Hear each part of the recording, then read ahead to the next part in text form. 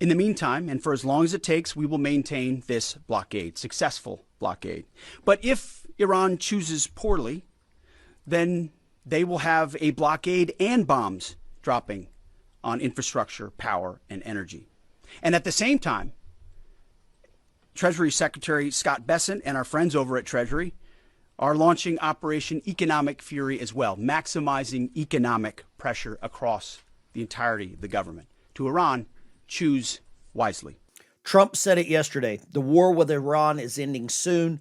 Iran's Revolutionary Guards said this morning that their forces have their finger on the trigger. Both of these things cannot be true at the same time. And I want to tell you which one is right, because one of them is lying to you. One of them is not admitting the situation and the ramifications of what's happening. And if you've been following this channel, you already know which one I think it is. Here's what's actually happening right now, and I mean right now. This morning, based on what just came out of Tehran, out of the Pentagon, and out of the Strait of Hormuz, I want you to buckle up.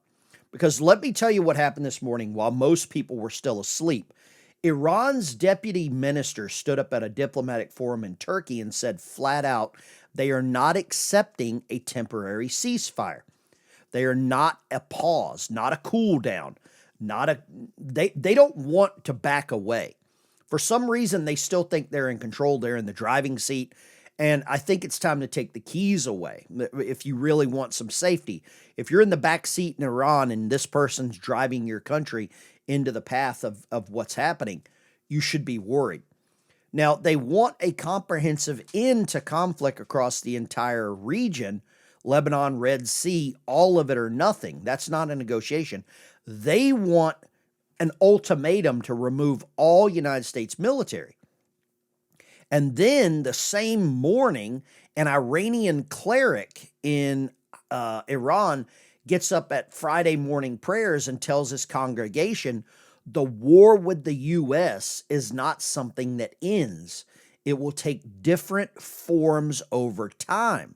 So we've got conflicting stories. We've got different perspectives. I believe these guys are really confused. But these guards are saying their forces are on the finger, and Trump says the Iran war will end soon. Now, over the last 48 hours, you had the president, you had his Secretary of War and the Joint Chiefs of Staff Chairman come out and say we've got a new operation. This is called Operation Economic Fury, because we've shut down the strait, not to everyone. We have shut down the strait for people that are buying oil, goods, services from Iran. So what we're doing, we are limiting their ability to replenish, to pay, to fund, to finance all of this. We're also not allowing them to export any oil. They've got about 11 days capacity left to store oil that's coming out of the ground before they have to shut the wells off. And if they shut the wells off, that is where they really suffer. That is where they really get hit in the wallet. Now, I've spent about 20 years under the water studying adversaries, and I know what a regime in retreat looks like, and I know what a regime buying time looks like. They're not trying to retreat. They're literally trying to buy time. There's probably negotiations with bad actors behind the scenes. And I think some of these other countries are going to walk away because Iran is playing the ceasefire PR game. And this is strictly for the international audience. The United States launched, like I said, Operation Economic Fury. That's not my name for it. That's Pete Hegseth at a Pentagon podium yesterday alongside the CENTCOM commander, Admiral Brad Cooper. The naval blockade is real. The naval blockade is real. 13 ships have already been turned back. Apparently this morning that number's up to about 18 or 19. The Treasury just sanctioned over 24 individuals that have been tied to Iran's oil smuggling, going straight after this family, the Shamkhani family, sons of the IRGC official we took out on day one. So they're hitting the money hard. And the piece that nobody's connecting is how China has been buying roughly 90% of Iran's oil exports. We're talking $50 to $70 billion a year flowing to the mullahs. That money funds Hezbollah. It funds every proxy that's been shooting at American forces for the last, I would say, 2, maybe 3 decades. We've got to think back to Khobar Towers. We have to think about the USS Cole. We've got to think about, most recently, all of these Houthi rebels that are launching missiles at various ships coming through the strait. And China indirectly is funding this. So what's happening is we squeeze Iran. We squeeze China's discount, their energy lifeline. That's the threefer for the president. Trump has got 3 major accomplishments if everything goes as plans. Number 1, no nukes. We get back this uranium, they call it nuclear dust. We starve China's war machine. Their economy is on the rocks right now, and it's only going to get worse day after day if they don't get oil coming from Iran. They are not getting oil coming from Venezuela. So that's how we really put our foot on their neck. So we get no nukes. We degrade Iran's capability to produce anything because they're broke, and then we starve China's war machine. So when you hear the media telling you that we're not winning or the blockade's not working or they try to spin this politically, that is complete negativity. That is pessimism. But you come back to what Iran's own people are saying, that the finger is on the trigger. This is not over. So you've got a lot of conflict there. And I don't know how we get to the next level with Iran unless they actually recognize the situation they're in.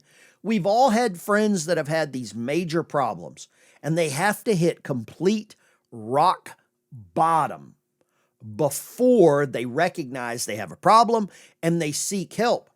And rock bottom for Iran is going to be in about 11 days if they have to turn off the taps on the wells. Because once you turn those off, and what would cause them to be turned off is they have nowhere to put that oil. They have nowhere to put it. They have nowhere to store it because all of their storage containers are at maximum capacity because no oil is leaving Karg Island. No oil is leaving Bandar Abbas. It is staying there. They can't make any money off of it. So they've got oil overflowing, probably onto the ground. They have no cash coming in. They have their customers upset. And it's not long before their customers are like, guy, Iran, I think you're on your own, man. My country needs oil to continue to operate for our functioning daily business, and you can't supply it. We're gonna load up our tankers, our empty tankers. We're gonna drive to the Strait of America or the Gulf of America. We're gonna pull into Galveston, Louisiana, some of these offshore rigs, and we're gonna fill up there. It's like your favorite gas station. They've got all the cool stuff, but then they don't sell gas. Do you still stop for the slushy or the Slurpee? Or do you go somewhere else that actually has the gas that you need for your truck? That's kind of what's happening. And when you have these guys coming out, this is the Iran International paper, when you have them coming out and saying that they are still threatening the president, that they're threatening American forces there, that's not going to end well. The other thing here, and this is one of the other headlines, Iran's internet blackout is on day 49. So any information that is coming out of there is regulated completely by the IRGC. You are not getting any real reporting from citizens. This is all filtered. This is all controlled. This is all compromised. Does it sound familiar? If you haven't read the book by George Orwell, 1984, they're controlling the thought criminals here. They are controlling all of the messaging. This is communism 3.0. That's as good as a way to explain it as I can. Imagine here in the United States if the only information you got was from mainstream news. Think about it. Go back to the late 70s, 80s, right at that tipping point in the 90s, where we started getting alternative news organizations, and how clear we started to see things, and how much corruption we actually started to recognize, how much stuff was hidden by our own government. That's what Iran is under right now for the last 49 days. That's what China, that's what Russia, that's what North Korea does. That's the easiest way to explain it, to put it into perspective. Thanks for watching. Appreciate you tuning in. If you like this kind of content, you like these updates, smash the like and subscribe button. I'll see you in the next one.